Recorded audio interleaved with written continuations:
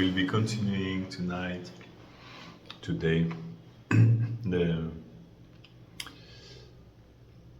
separation of Chaitanya Mahaprabhu in Jagannath Puri. So we were speaking yesterday about the verse Shri Radhikara Chistayena Udava Darashane, that Mahaprabhu was in the same mood constantly day and night, in which Sri Radha was when Krishna left for Mathura. And yesterday we spoke about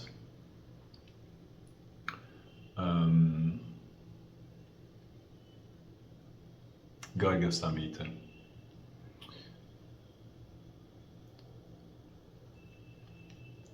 exploring this meeting, how it is explained and narrated in the Garga Samhita, trying to go a little bit deeper to understand what does this means that Mahaprabhu was in the state of mind of Radharani. What does it really means? Because Chaitanya Charitamrita is like this. Krishnadas Kaviraj Goswami makes some references to some things that he may not explain in all details, because this is a postgraduate study. The devotees who are reading Chaitanya Charitamrita, he supposes that they already know what it means. Or for some reason or another, he doesn't want to go into the detail of this because it would be maybe too long and he wants to keep the flow.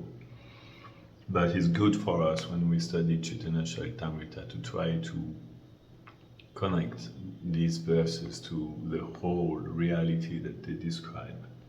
So today we're going to continue that, in investigating on this verse and what is this mood really of Radharani when Uddhava came to Vrindavan. And for this, today we're going to listen Gopal Champu from Jiva Goswami, which is also a very nice way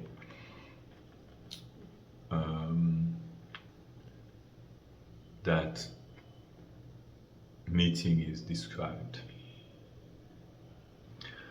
So stay with us, as they say. There are going to be a lot of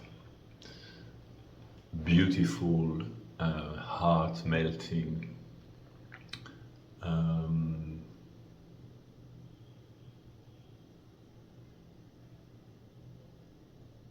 words and explanation by Jiva Goswami.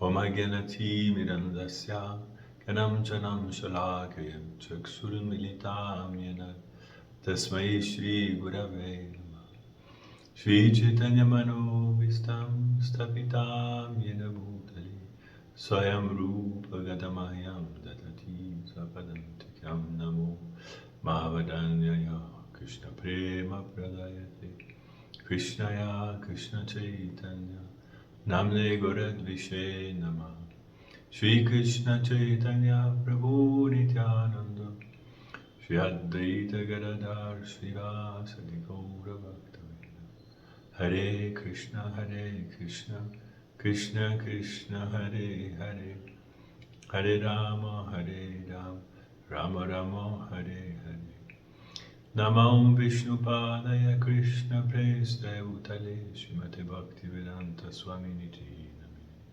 Namaste Saraswati Devi Gauravani Prachaline Vishesha Shunyavani Pashyata Deshatarini. Srila Prabhupada Ki Jai. Such a mercy has come down to us, such a love.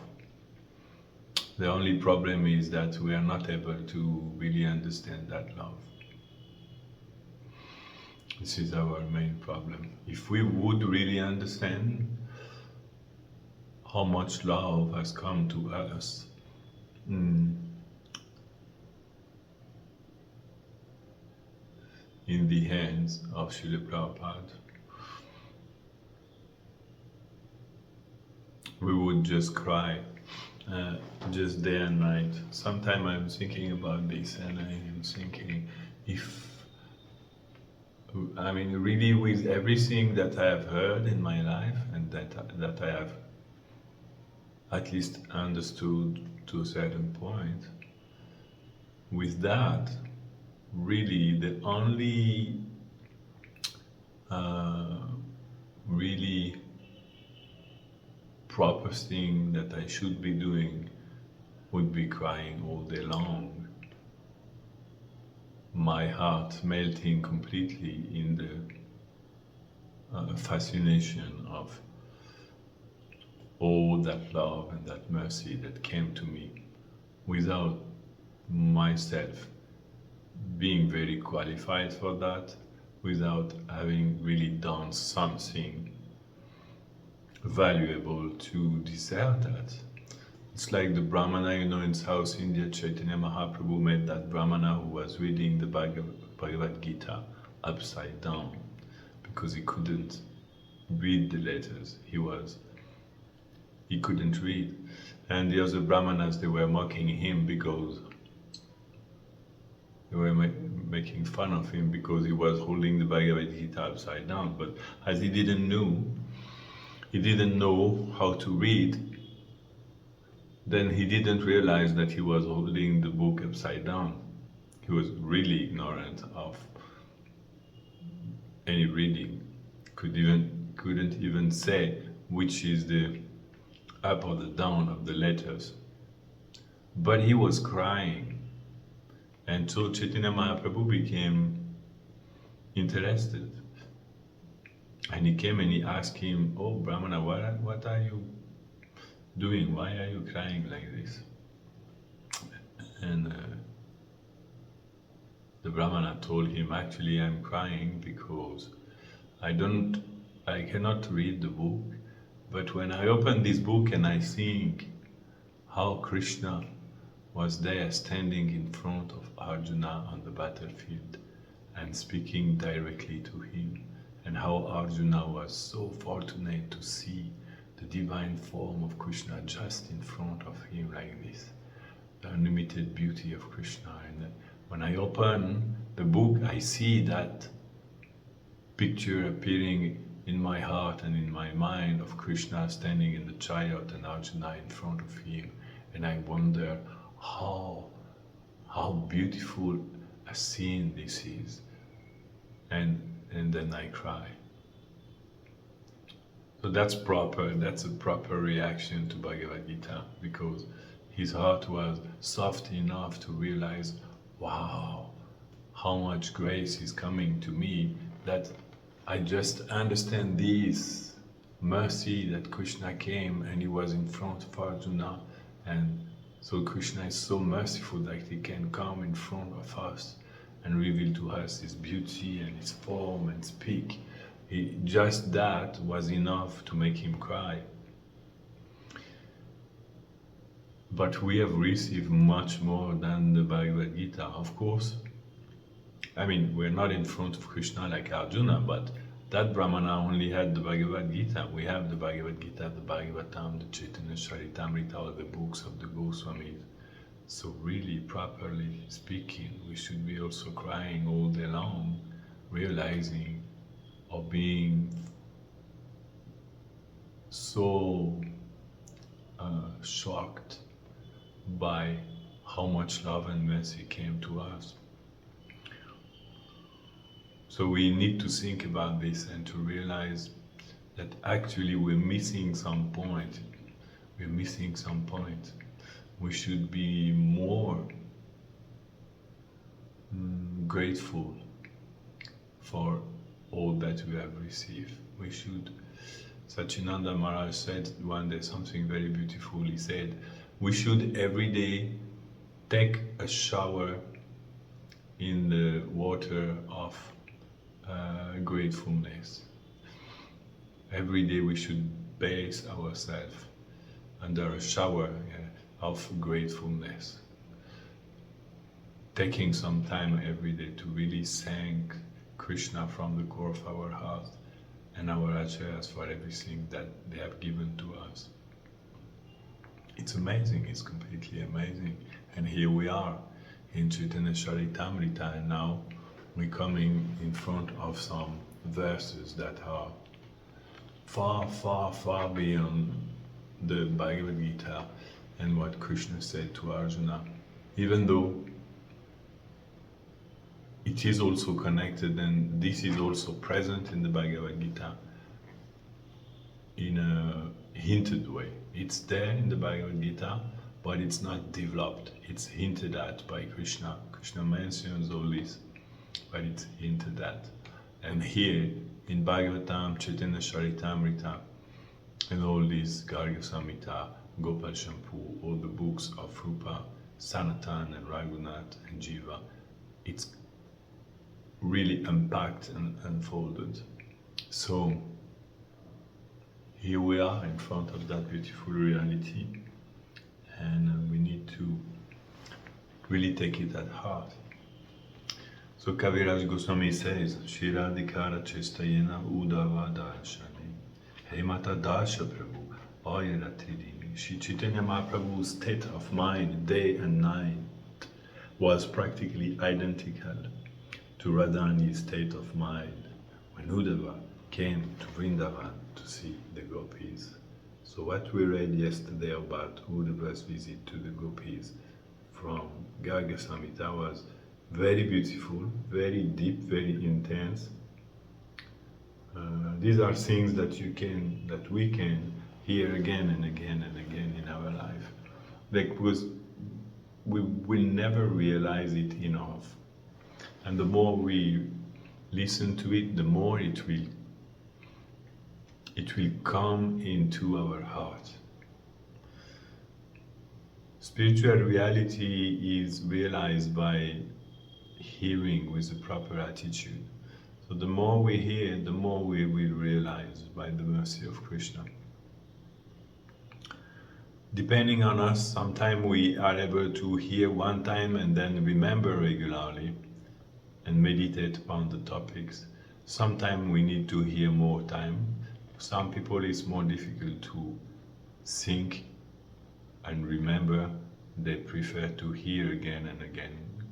These are two different methods, both are working. So now we are in the Gopal Shampoo, and this is Uddhava visiting Vrindavan. This is Uttarakanda of Gopal Shampoo, the first part of Uttarakanda. And we are in chapter 11, which is about mistaking the bee for a messenger. That's what the Bhagavatam says about Uddhava visiting Vrindavan. The Bhagavatam relates that when Uddhava went to meet the gopis, then he saw Radhani, and Radhani at his side, understanding Uddhava to be a messenger, she entered into some kind of really confused mood, looking like sulkiness. And then a bee came and she started to think, oh, that's another messenger of Krishna, it must be, because bee is Madhu, and the bee is very much connected to Krishna. And actually that was Krishna, what Acharya explained, that was Krishna coming in the form of a bee. And then she started to criticize the bee as a messenger, telling the bee that you are a messenger of a merciless person, why do you come here? Actually indirectly also speaking to Uddhava, because everything she says to the bee also fits perfectly to Uddhava. Both are true. So she's speaking to the bee and she's also speaking to Uddhava at the same time, and it creates a very intense situation where Uddhava is there and he can understand that everything she says to that bee also relates to him very much. So he doesn't know really to whom she is speaking, but it's obvious for Uddhava that knowing him to be a messenger of Krishna, she also has him in mind when she speaks, and she also means all this for him. And which is called Chitra Jalpa. Radhani enters into that. Because of the madness of separation from Krishna, she starts to speak many things without considerations, even though all what she says is ultimately the absolute truth, it's completely true. Still, she says it in a very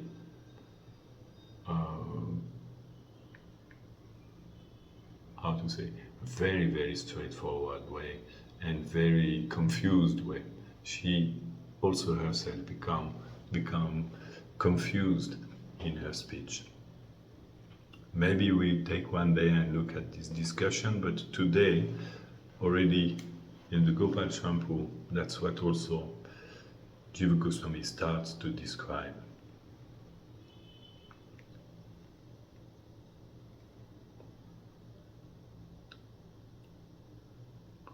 After completing his rites carefully with devotion,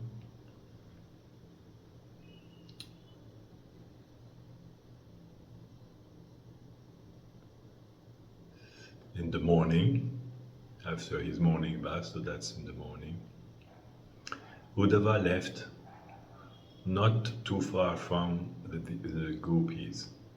He had come to a place where they were nearby worshipping some deity. While leaving, he saw them. So that's now Uddhava seeing the gopis for the first time from afar. The gopis' hair was untied, which is not normal. Normally, ladies are always tied hair in Vedic times.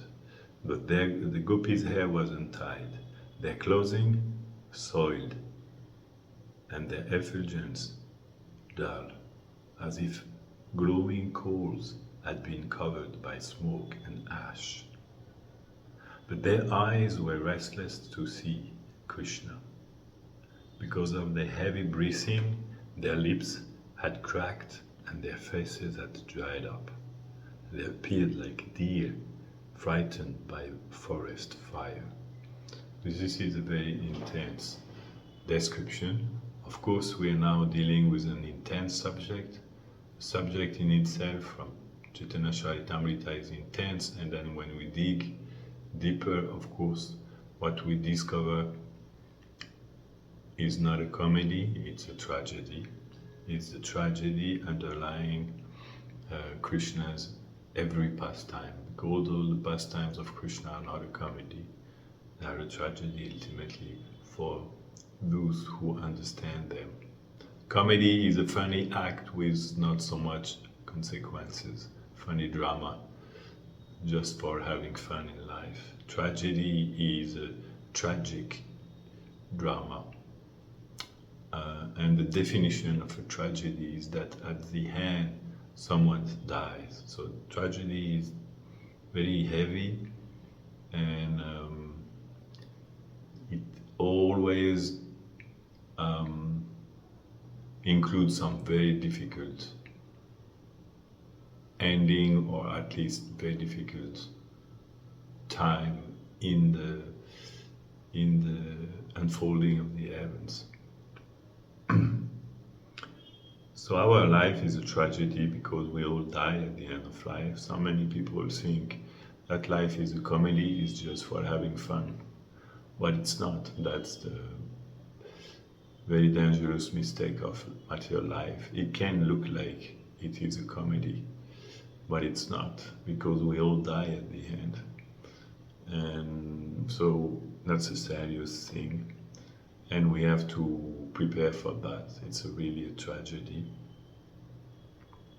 And there is a lot of sadness in everyone's life, even though we can make tragedy beautiful. That's what is important. Krishna's pastime and Krishna's everything is a tragedy, but this is the most beautiful tragedy ever, and it's even more beautiful than any kind of comedy. It's the most beautiful reality that exists. So ultimate reality is tragic, but tragic is not bad. We have to remove that misunderstanding or prejudice we may have. Tragedy is not bad. It is actually ultimately beautiful when connected with Krishna, because love is tragic. Love is not a comedy. Those people who think love is a comedy, they don't know what is love. They just don't love. Love is tragic. It's very intense, it's very serious. It's a question of life and death. This is what is love. Real love is a tragedy, but this is the most beautiful tragedy. And ultimate spiritual love is the ultimate tragedy, and it's the ultimate beauty. So we can see it's not a joke. The gopis' hair was untied, their hair was completely untied, and their clothing were soiled. Why? Because of falling on the ground so often. They were always stumbling and falling on the ground because the separation from Krishna was really so difficult for them to bear that they would often collapse and faint and collapse on the ground. So their clothing were soiled, not because they are tamasic, they are completely sattvic. They're very pure-hearted, and their way of being, their way of dressing, their way of living is completely pure. Also, the culture of the gopi is the highest level of, if we could say, sattvic life. But there, you may be very sattvic and very clean and very neat. If you constantly falling unconscious in the ground, you will still end up soiled. And the effulgence was dull. What does it mean it was dull? It looked like shadowed, even though they're still very effulgent. It's not that they became dark like material people who don't have really effulgence, or what we call in the material world aura. You know, the new age people, they like to speak about this aura. This is what we mean by effulgence. When someone has a very big aura, then it looks like an effulgence around him, and it's coming from the purity inside and from the love. When someone lives in the pure love of Krishna, he is shining. So naturally, the gopis and Radharani, they have this radiance which is extremely unbelievable, though not displeasant. It's extremely beautiful radiance and shooting to the eyes and to the heart. It's not like when you look at the sun on a full summer, it's like blazing too much. You can't look at the sun. It's not comfortable. But their radiance, though sometimes described as powerful as the sun, even sometimes described more powerful than the sun, but it's very shooting. It's very beautiful. But then when he saw them, their radiance was shadowed. They were still radiant. You could still see the presence of an extraordinary effulgence, but you could feel that this effulgence was shadowed. And he described it as if glowing coals had been covered by smoke and ash. So glowing coals, they're really glowing, you know, when you really fan them very, very strongly, they become really, really, really glowing, very bright. They can become nearly white. You know, we have tendency to see them like red, but if you really blow on them, they'll become like white lights. This is what is the real nature of glowing coal. But glowing coal has tendency to be covered by smoke and ash. So you can just see that there is a powerful effulgence within, but it's covered. It's covered by their feeling of separation. But he could see the extraordinary radiance that was glowing inside them. And still shining through, but shining through in some kind of shadowed way. The gopis, they are supremely beautiful. But their eyes were restless to see Krishna. He could see that even though they were in that condition, their eyes couldn't stop, and they were restless to see Krishna, searching, trying to see Krishna in everything. Because of their heavy breathing, they're breathing heavily because the weight of separation was very heavy. It's very difficult to live in that situation, so they were breathing heavily. And because of that, their lips had cracked. Literally, their lips had cracked, and their faces had dried up. So, still, they remain unlimitedly beautiful. They don't lose one iota, one particle of an atom of beauty. The only thing that can happen to the gopis is that they can become more beautiful. The beauty can never decrease.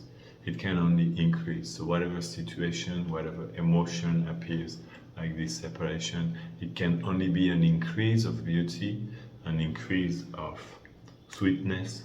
That's an important thing to understand. There is never ever any diminution in the spiritual world, only an unfolding and an increase in everything.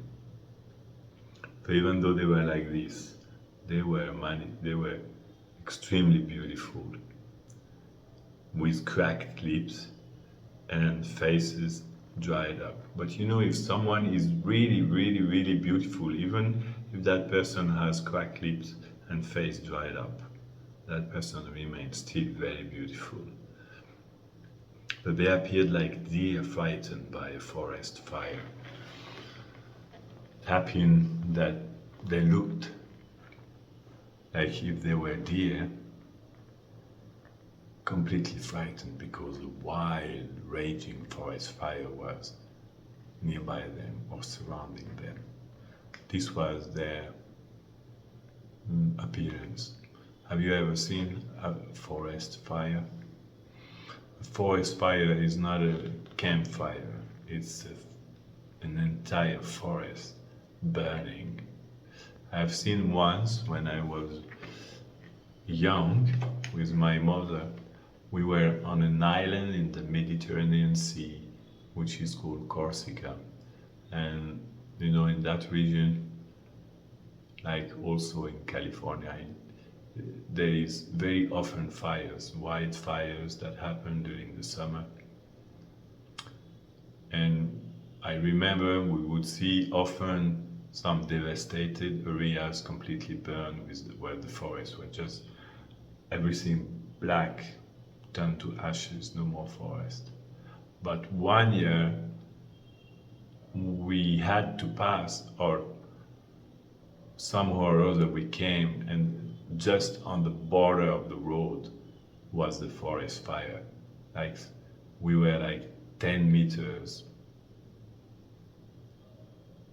maybe a little bit more because 10 meters would have been too hot.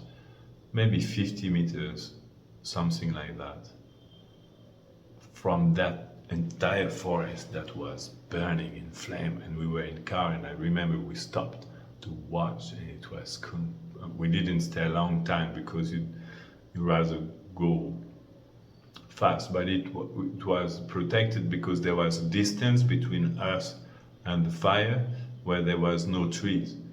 There were no trees, so it was sure that the fire wouldn't jump on us. There was nothing to burn around us. That was just a road. But still, it was like a wall of fire, and that wall was, I don't know, these were pine woods, pine trees, quite high, maybe 10 meters high. 10 meters high means 30 feet high. That's the trees. So the flame, they were going maybe 50 feet high. 25 meters. It was gigantic, and I was really shocked to see such a powerful. And it's just not one tree; it's hundreds of trees like that. So that's what we call the forest fire. And our acharya, they use often this metaphor, this comparison of the forest fire, because it is the biggest kind of fire we can see on this planet. Volcano also can be similar, but it's different.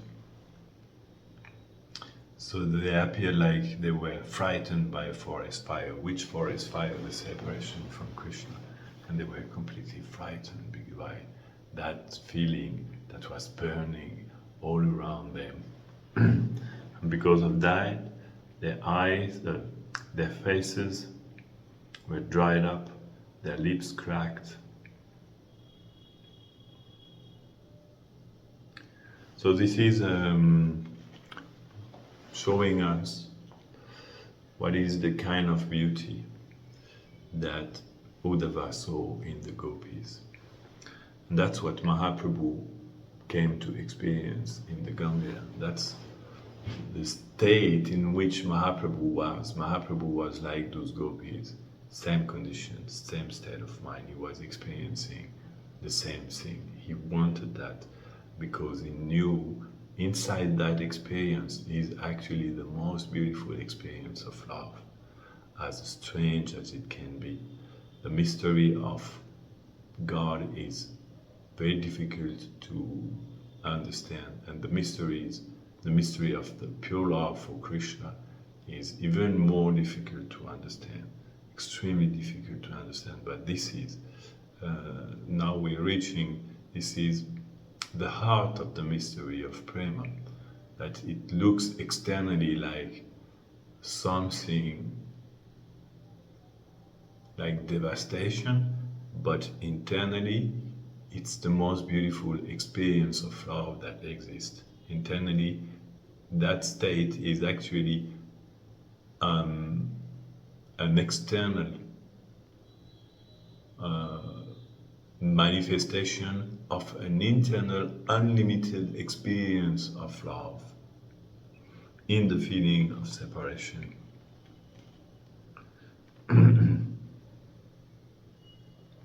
Then the gopis looked at Uddhava for a long time because they saw him also, and they were astonished. He had the same complexion as Krishna. His arms were long, cylindrical and firm. He had lotus eyes in a moon-like face and was at the age of new youth, so extremely beautiful Uddhava, looking exactly like Krishna. What more can be said? He was the combination of all types of beauty. Makara earrings swung in his ears, and his clothes surpassed gold. They looked at him, astonished. They had only seen one kind of beauty like that before, that was Krishna. There were, in Vraj, many very beautiful people also. The friends of Krishna, the parents of Krishna, they're also extremely beautiful, but he was really looking like Krishna. Plus, as I was mentioning, he was wearing Krishna's clothes, which would really make him look even more like Krishna. Seeing him, they first mistook him briefly for Krishna. They remained motionless like pictures for a long time. For some instant they saw, is this Krishna? And then they became completely stunned. You know, when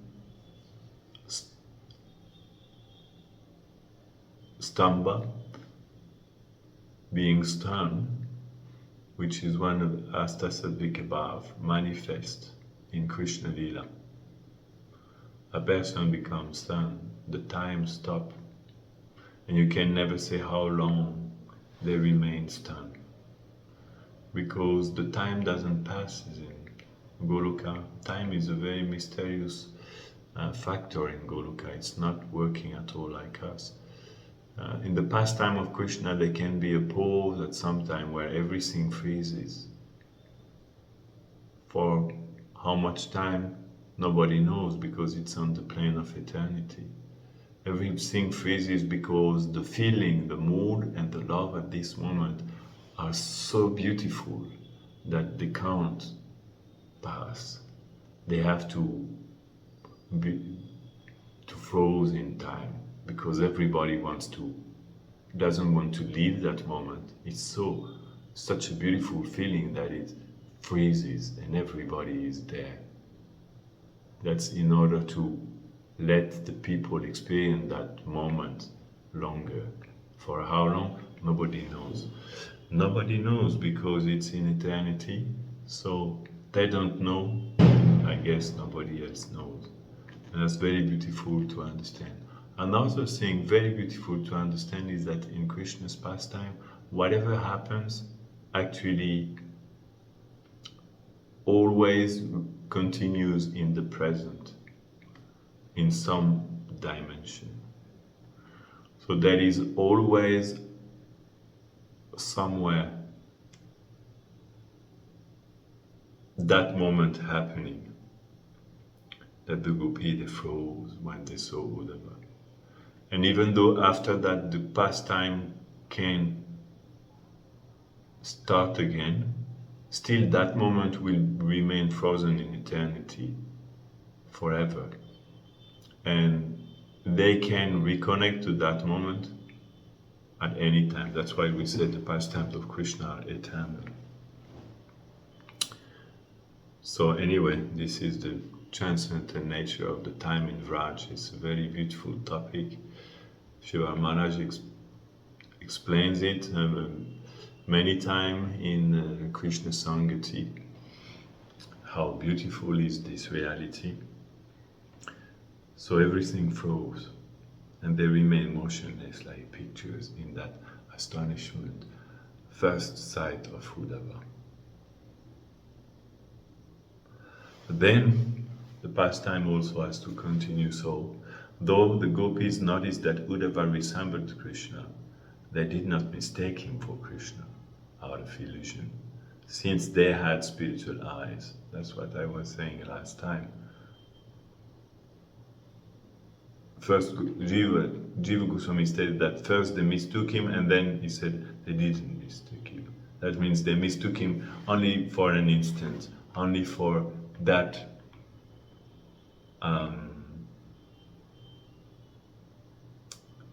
freeze to happen, where they stayed like this, motionless, astonished, wondering if this was Krishna or not. And then again, they understood, no, it's not Krishna, because they have spiritual eyes, they can recognize the unique beauty of Krishna, even though he resembled Krishna. Sometimes the gopis saw Krishna in lifeless objects, like a tree, because of some similarity. That's also another thing. They have natural tendency to already see Krishna in everything. When they see a tamal tree, they see Krishna. Sometimes they embrace a tamal tree, because they're so absorbed in visualizing constantly Krishna in their heart. They can't forget that the beauty of that form, though. When they see some blue, dark object, they really see Krishna in it, and they really think that this is Krishna. It's not that it reminds them of Krishna, they think that this is directly Krishna. So it's natural then when they saw Uddhava, they had some very brief confusion, because they have that tendency to see Krishna already in lifeless object like a tree, because of some similarity. But they did not see Krishna in other men, since their nature was to uphold Dharma. But Uddhava was another man, so they wouldn't see Krishna in him. That's why another reason why they realized, no, that's not Krishna. He doesn't feel the same as Krishna. He may look the same, but the prema that Krishna carries in his heart, it's not really present in that person. Present only to some extent. Some particle of that we can notice because he's a very dear friend of Krishna, we can guess. But the full-fledged love that Krishna is carrying in his heart cannot be present in Uddhava, and they feel that. So they gathered like bees around him, whose life is the lotus. They gathered around Uddhava, who was like life-giving water for the lotus, and who was pure internally and externally from living close to Krishna. Because Uddhava is so close to Krishna, he really manifests that purity. He carries something of Krishna in him. Completely. What he carries, carries it completely. So they became attracted and they gathered around him. Surrounding him, they concluded he must be a respected servant of Krishna. Humbly respecting him, worshipping him with fine words, they remained silent for some time. They said something pleasant and then again silence. They remained silent. For how long? Nobody knows. In eternity, when there is a pause, it can last for a millennium, because even the blinking of an eye without Krishna for them may seem like a millennium, a kalpa, billions of years. So when there is a pause like this, nobody knows. That's the beauty of Krishna's love. But if it happens, it means because it has to grow in that time. Whatever things happen is just for enabling the further development or the growth of pure love for Krishna. Smiling unnaturally, overcome by their pain, they spoke. They smiled because he was coming with a good intention. They wanted to greet him properly. They knew when you receive some very special person like this, you should not look unhappy. You have to smile. So they smiled, but their smile was unnatural because they were overcome by their pain of separation from Krishna. So that was not a fake smile, but a smile that was unnatural because it was covering actually their pain.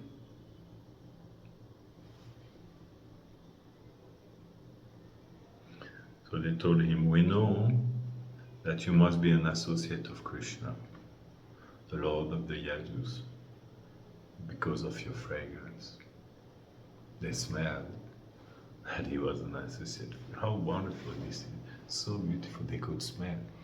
He must be an associate of Krishna. We also know him.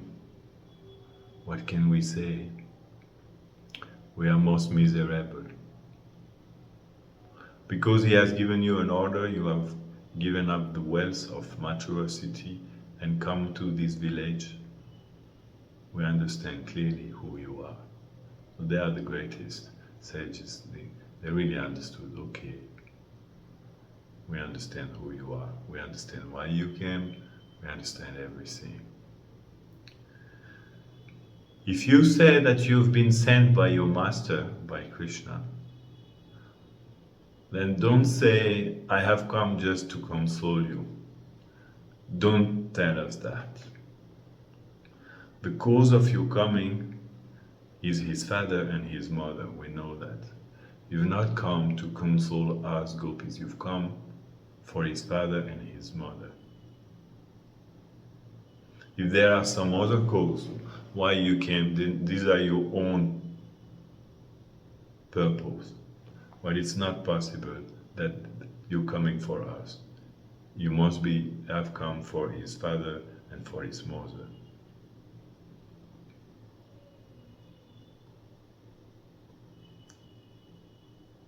Because if he would not give regard to his father and mother first, will he look at anything else in Braj? So it's naturally that the most important for Krishna are his father and his mother. So don't say you come for consoling us. That's not your main purpose. You're coming for Nanda and Yashoda. Let it be clear from the very beginning.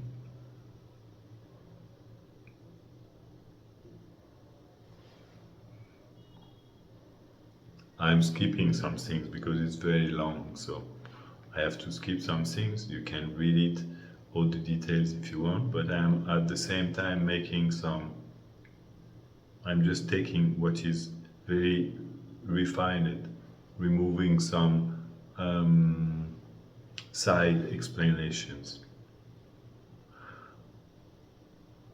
From the beginning of the functions of the gopis' mind, words and bodies,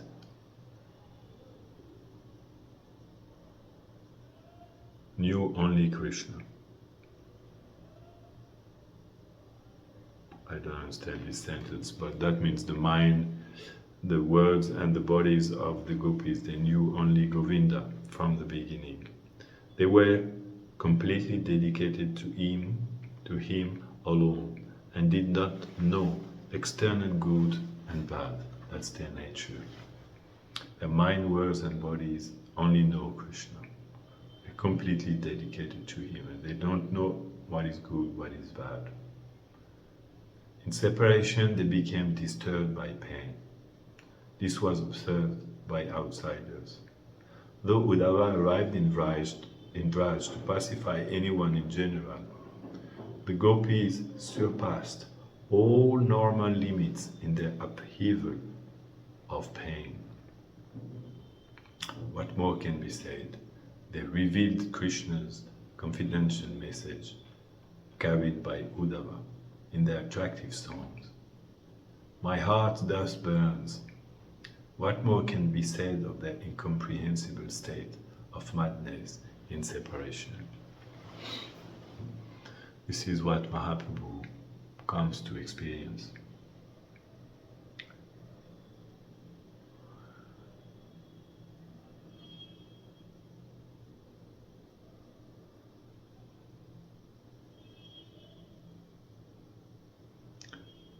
The gopis surpassed all normal limits in their upheaval of pain. There was no pain that was nearing their state of pain.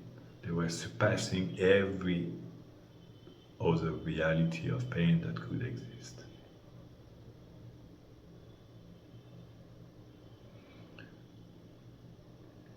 Thus, the person who is telling the story, our two-coward boy in the court of Nanda Maharaj, this is what's happening in Gopal Champu, and he says, Madhukanta and Snigdakanta, I think.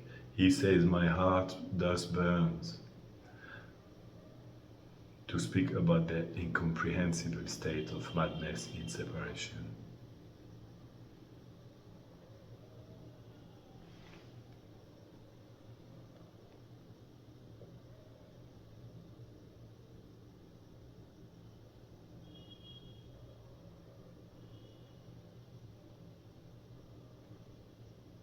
Uddhava then spoke. And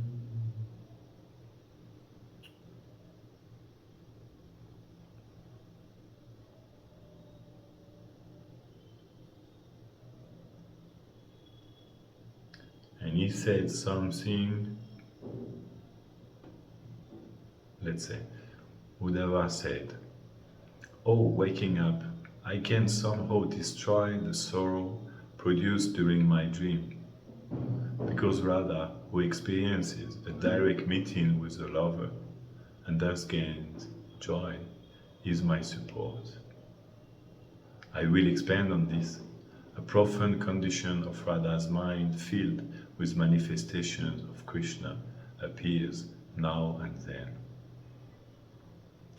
The narration of Gopal Champu is sometimes difficult to follow. I don't really understand who is speaking, because someone is speaking, that Uddhava is speaking. But what is important here is that I think it looks like Uddhava is reporting some words from Krishna, who said that he can somehow destroy the sorrow produced during his dream, because Radha. Anyway, the point is that Radha experienced a direct meeting with Krishna and thus gains joy in her separation, in a profound condition of separation. Radharani experienced within her heart a meeting with Krishna, which gives her joy. So that's the explanation, that in the unlimited separation there is actually a meeting within, and that meeting is unlimitedly pleasant. So that's the secret of separation, and that's why we say separation is not painful like material separation. It's actually extremely beautiful, because those who experience such a level of pure separation, even though they may be burning in that fire of separation and looking like the gopis here, dried up, shadowed, and lips cracked, soiled, clothes, internally, because of that separation, they are experiencing a meeting with Krishna. And that is bringing unlimited joy at the same time.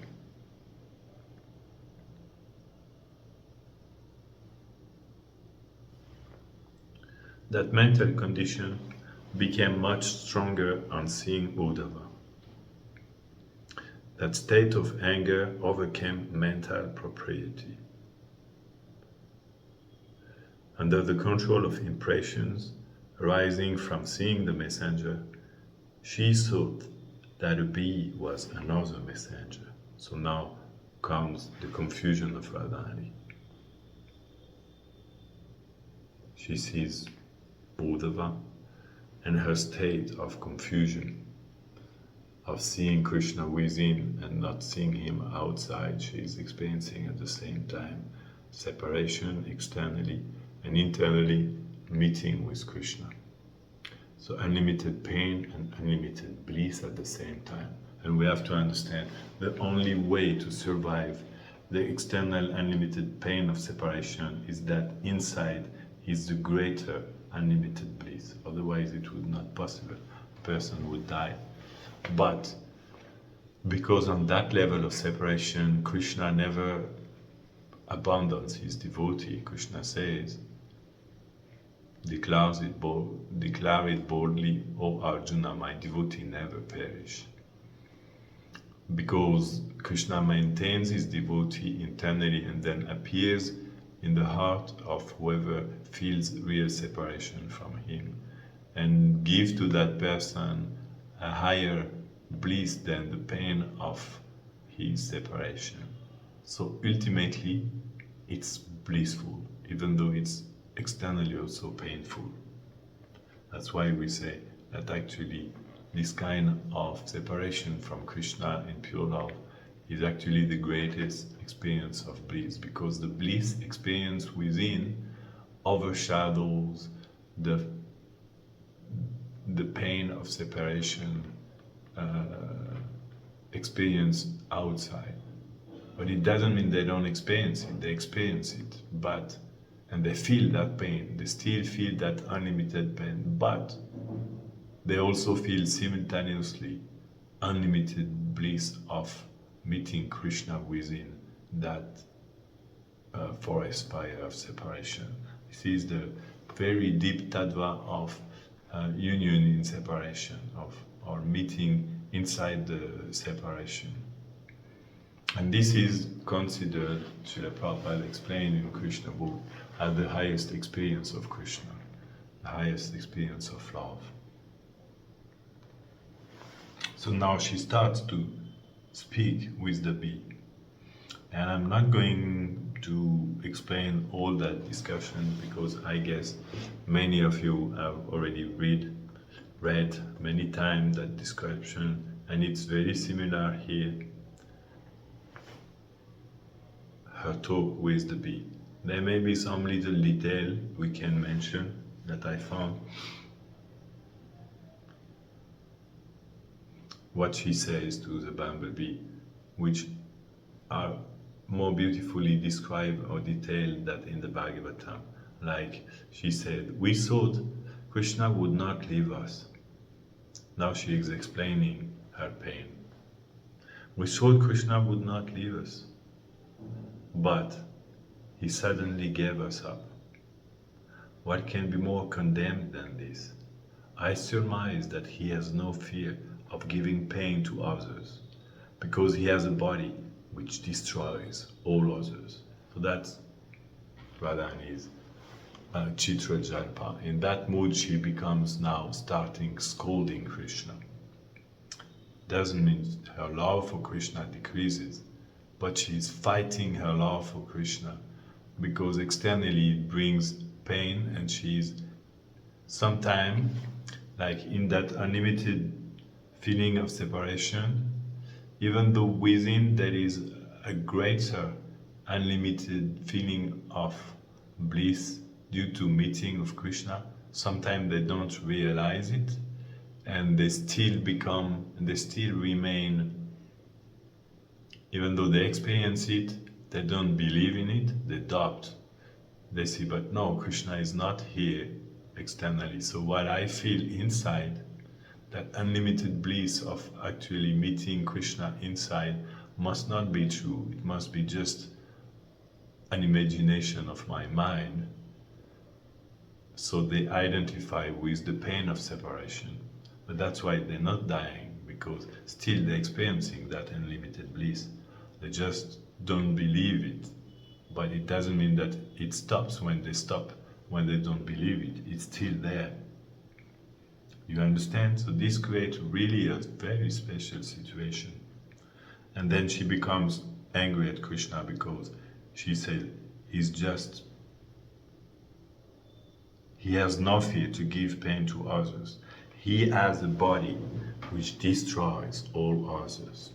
Very strong accusation against Krishna. That's not the nature of Radharani's heart.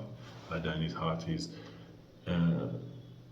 the most unlimited expression of love for Krishna, but it happens in that situation of separation that it will take that form.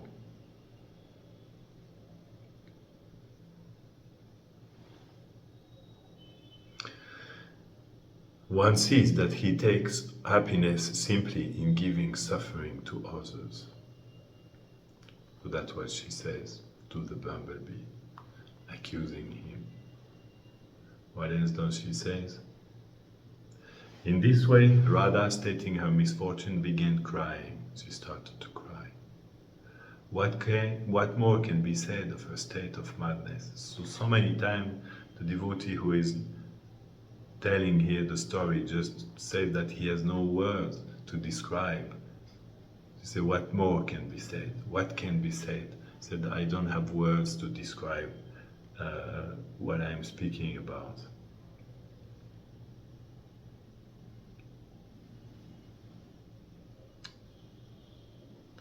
And then she said to the bumblebee, why are you singing in Braj, which is full of misery? Everybody is suffering here.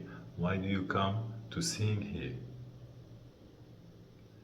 He who sings excessively, not understanding the feelings of the listeners, is just like a dog. So she is now a dog which barks. She is now accusing the bumblebee. You're coming to sing here, your buzzing sound, your humming sound. But you don't realize everybody is suffering here. Why are you doing this? It's completely inappropriate. And then she became more and more angry. So she's droning a little bit more and more in her anger now, which is one symptom of ecstasy of pure love.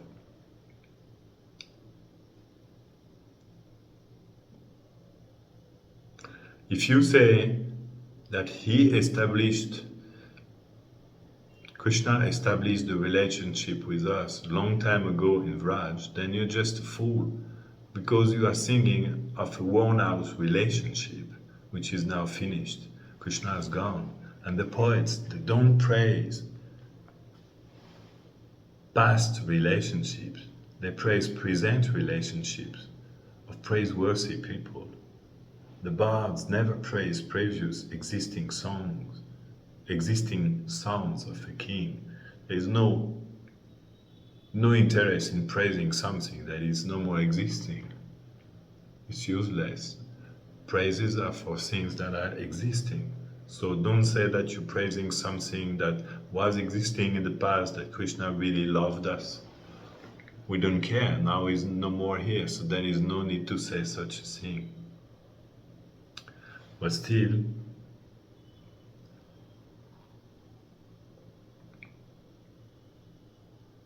she admits a little bit later that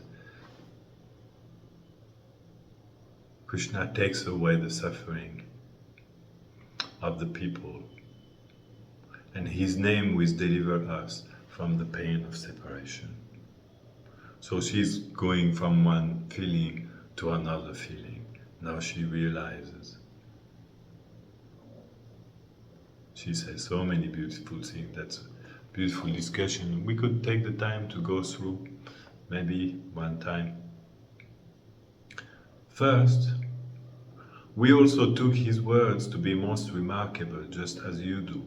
But later we realized those words were just like the attractive song of the hunter catching a deer.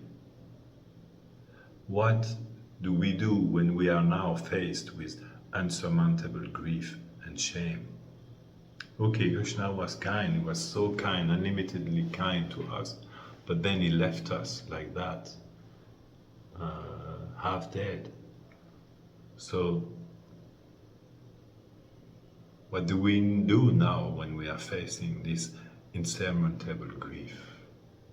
So we can see all these words, insurmountable grief, that's what they're feeling. Though the ecstasy of being with Krishna is also there at the same time. Obi, I swear that contact with his limbs does not appear in my mind. Never. I infer from the inner pain that the touch of his nails is actually poisonous. He has poisoned us by touching us with his nail. Intoxicated with the state of Divyonmada, divine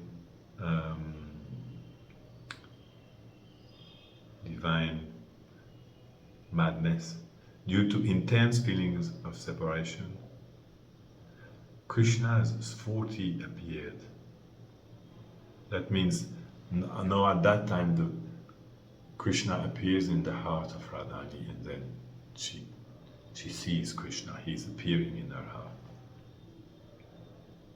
And then the bee, according to its nature, just went away into another tree.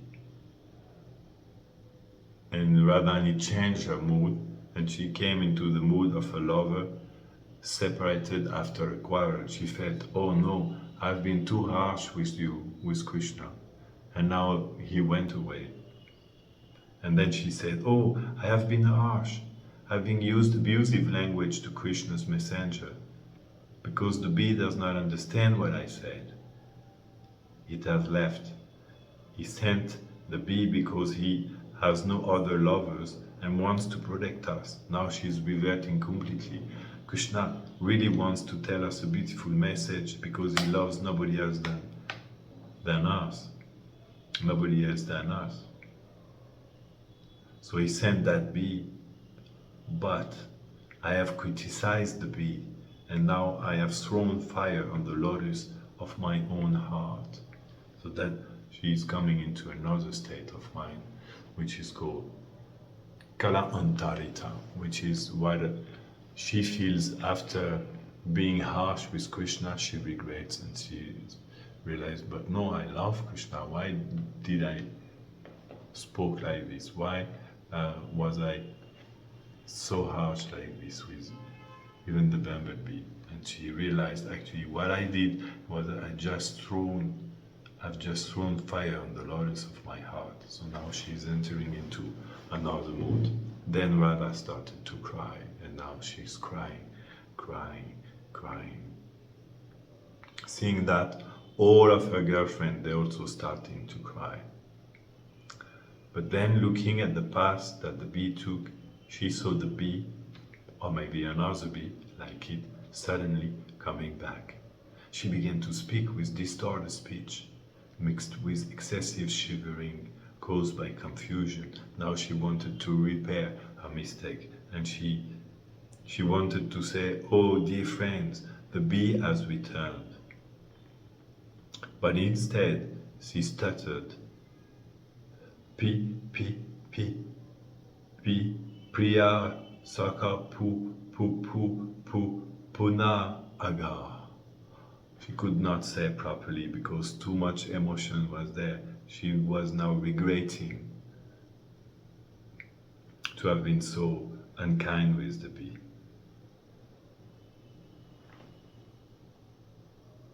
Though you went there, what she was meaning was, though you went there, you have now returned. Therefore, that means that actually you are our dear friend. Please forgive me. And then Jiva Goswami explains, a person who plays with you is a friend. And one who experiences your suffering and happiness is called dear friend. Someone just plays with you, like every day we have many friends called these superficial friends. They like you, they play with you, having some stories, some fun. They're friends. They don't hate you, they don't dislike you, they appreciate you. But then someone who experiences your suffering and happiness is called a dear friend. The difference is that he cares about you. So he experiences your suffering and your happiness. He's a dear friend.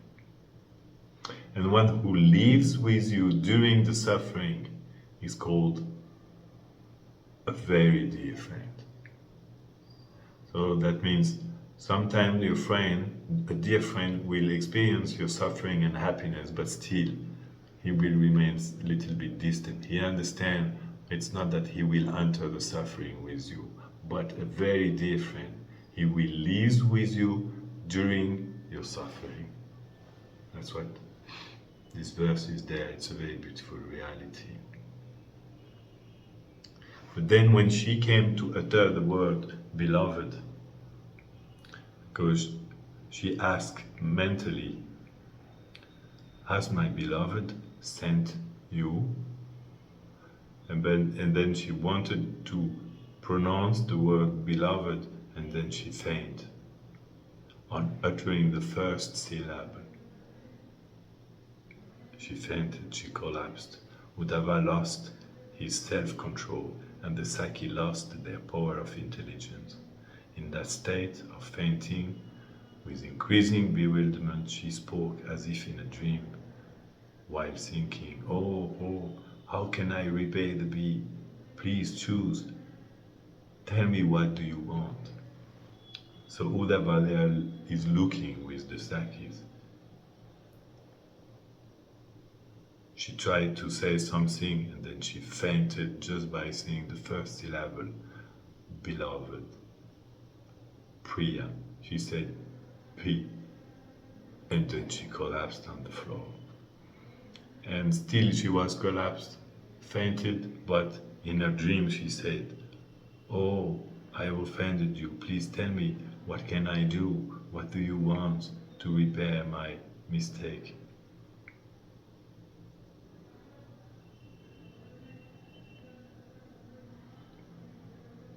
Why have you come back here? To take us to him whose conjugal love is so difficult to give up. And now she is entering into another reality. He said, but even if you're kind and you want to bring us back to Krishna, why are you doing this? because his conjugal love is so difficult to give up.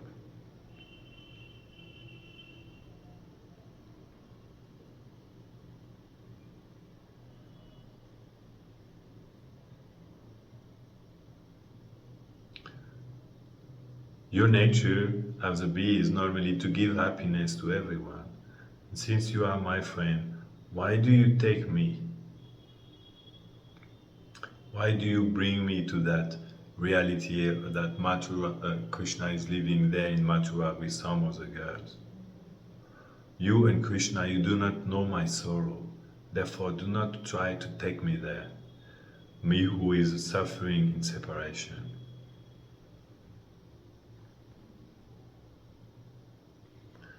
So another state of mind of Radharani. And all these states of mind, Mahaprabhu would go through all these states of mind.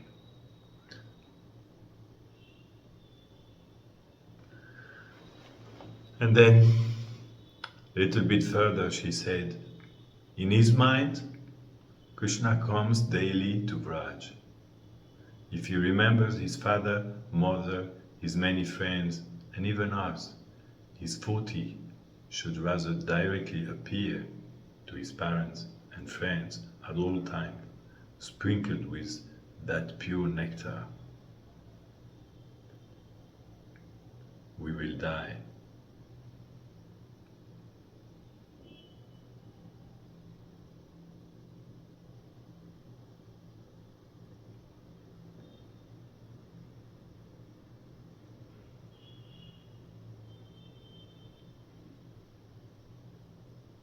So there is a deep thing. She's asking, does he ever talk about us, his maidservant?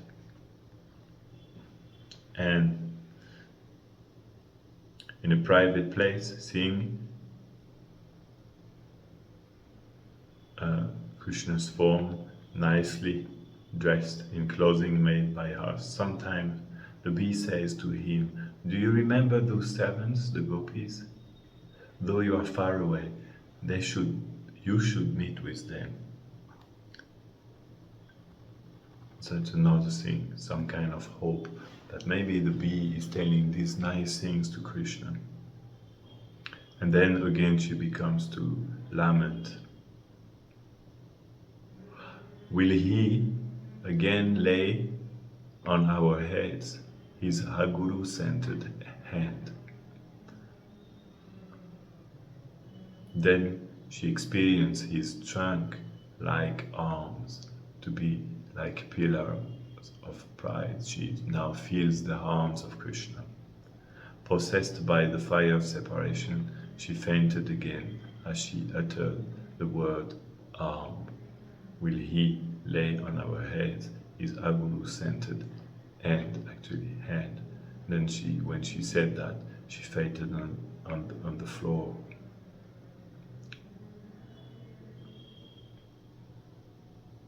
When one could not conclude that it was Radha because of change of voice, of thinness, of disfigured limbs and discoloration, one had a doubt whether she was present in her body or not. Since saliva fell all over her body, her action stopped completely and the breathing could not be detected. So that's her condition now. She's on the floor and it's not possible to conclude, to say if this is Radha, because she has so much changed. Her voice has changed. She has become so thin. Her limbs are all disfigured and discolored. But remember, at the same time, she cannot become less beautiful. So all these things are just actually some symptoms of manifestation of increasing beauty. But surprising, it looks like disfigured limbs and discoloration. So much that one doubt whether she is present in her body or not. And saliva falls all over her body. Oh no, over her body. Some saliva is falling from her mouth.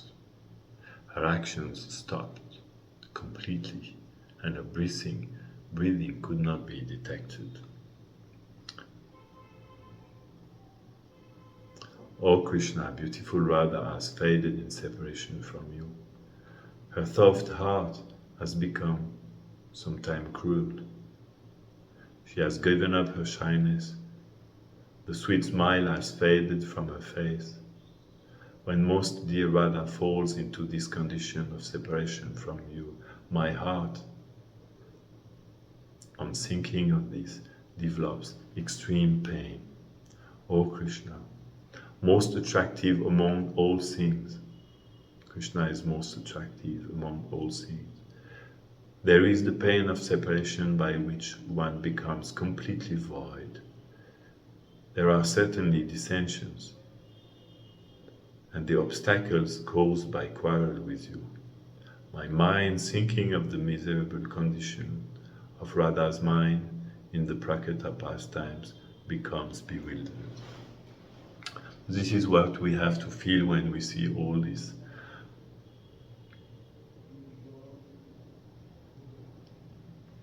When we see Radha falling into such a condition of separation from Krishna, our heart should develop extreme pain. We should also feel her separation. We should become completely bewildered because we love Radha and we don't want her to go through all this, even though this is the nature of love.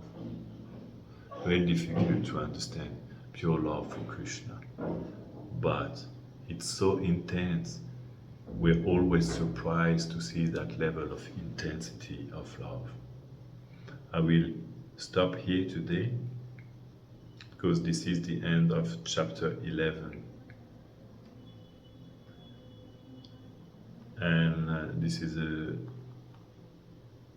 a painful moment to stop, but we will start with this again because it's very beautiful. I like to start the next time with this again in order to remember it again, and to live it a little bit more. So these are things, feelings, descriptions, understanding that we have to keep with us if we want to understand Krishna, if we want to understand Radharani. If we don't keep that in our heart, means we won't understand them really, because in these books that the Goswami they give us, they're giving us the real picture of Radha and Krishna, their heart and their love. So if we do want to attain Vraj, we need to embrace all this beautiful reality of prema and its unfoldings and different developments and different states, understanding that this is always only an increase of beauty, of love, even though it takes the shape of a distraction of separation. So please keep this in mind. I will do also myself. By hearing all these beautiful things, we're coming closer to Mahaprabhu, to understand what Mahaprabhu was experiencing, what did he come to experience, and how can we come closer to him. If we understand his heart, then we can assist him, as Srila Prabhupada explains, that we have to assist Chaitanya Mahaprabhu in his experience. In Chaitanya Charitamrita, he says this. Swarup Damodar and Ramananda Roy, they could assist him because they understand all this state of mind, they understand this separation from Radha. So then they can assist her. If we don't understand, we just can't access to that, so we cannot help him, we cannot serve him, we cannot assist him. We're helpless to serve Mahaprabhu, and we will also be helpless to ultimately serve Radha and Krishna when the development of prema becomes too incredible. But in Vraj, the development of prema always becomes beyond imagination. So we need to know all these things in order to be able to assist them. That's our training. Our training for prema is starting here in this world. Shri Rupa Raghunatha Pade hoive akuti, kabi hame buja bose, jugalapiriti. From the books of Rup and Raghunath, which includes also Jiva and Sanatan, mostly because Gopal Bhatt and Raghunath Bhatt they didn't write much, but it also includes Krishnadas Kaviraj and all the associates of Mahaprabhu. From their book, we can start to understand the pure prema between Radha and Krishna. And that training to understand prema is fundamental, because only when we will have understood fully prema, that prema will start to really come in our heart, and then only we can enter into the pastime of Radha and Krishna, because then we know what is this prema and we know how to deal with it and to serve it, to assist it. Jai, Srila Prabhupada Ki Jai. Such a beautiful reality of separation. Now we can understand why Krishna wanted to come to experience all this incredible love of Radha in separation. Jai Gaura Premanande.